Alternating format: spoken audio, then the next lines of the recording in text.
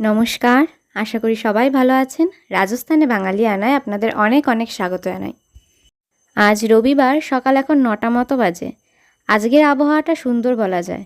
সকাল থেকেই ঠান্ডা ঠান্ডা ভাব, আর তার সাথে হালকা ঝোড়ো হাওয়া দিচ্ছে। খুব একটা দমকা বাতাস নেই, আর আকাশ হলো মেঘলা। আর এখন তো আমি বাপের বাড়িতে আছি, আর আমাদের এই গাছটায় কত আম ধরেছে। কিন্তু নবদ্বীপে যা হনুমানের উৎপাত, আমগুলো বড় হওয়া পর্যন্ত যে থাকবে বলে মনে হয় না। এই তো সবে 2 মাস হলো রাজস্থান থেকে এসে পশ্চিমবঙ্গে রয়েছি। আর পশ্চিমবঙ্গে এখানে থাকাকালীন দিনগুলো এত তাড়াতাড়ি কেটে যায়, বোঝাই যায় না।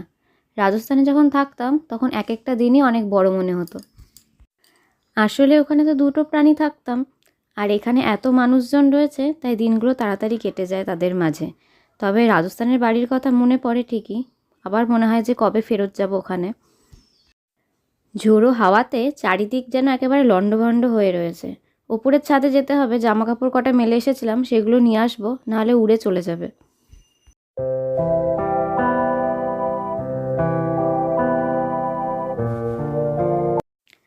আজকে সারাটা দিন মনে হয় এরকমই থাকবে, চারিদিকে মেঘলা। আর খুব যে ভারী বৃষ্টি হচ্ছে তা কিন্তু নয়, একটু আধটু বৃষ্টি হচ্ছে, আবার বন্ধ হয়ে যাচ্ছে, আবার ইলশে গুঁড়ির মতো বৃষ্টি হচ্ছে।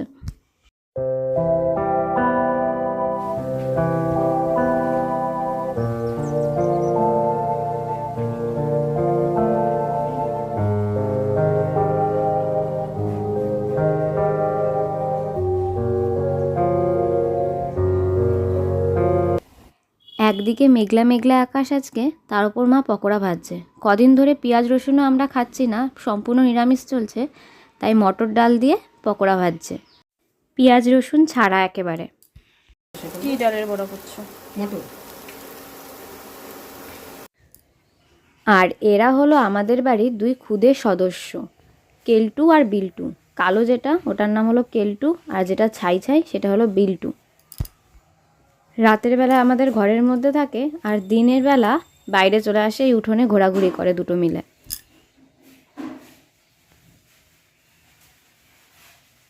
ওই গর্তটার মধ্যে বসে আরাম।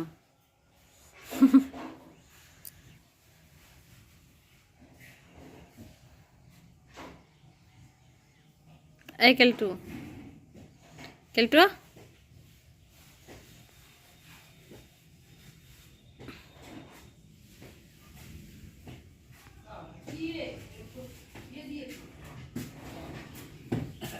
কে আছে? আপনার কি আছে?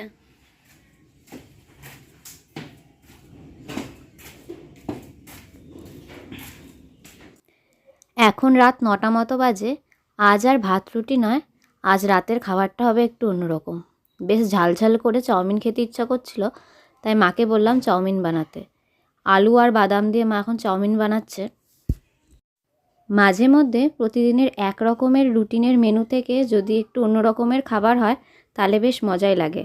তার মধ্যে চাউমিন হলো আমার একটা পছন্দের খাবারের মধ্যে। আর এই যে এখন চাউমিন পুরো রেডি হয়ে গেছে, থালায় সাজিয়ে নিয়ে বসে পড়েছি, আর সাথে একটু শসা কুচিয়ে নিয়েছিলাম। আর এটাই হলো আজকে আমাদের রাতের খাবার। যাই হোক, আমার ব্লগটি যদি ভালো লাগে তবে অবশ্যই লাইক করবেন, কমেন্ট করে জানাবেন যে কেমন লাগলো।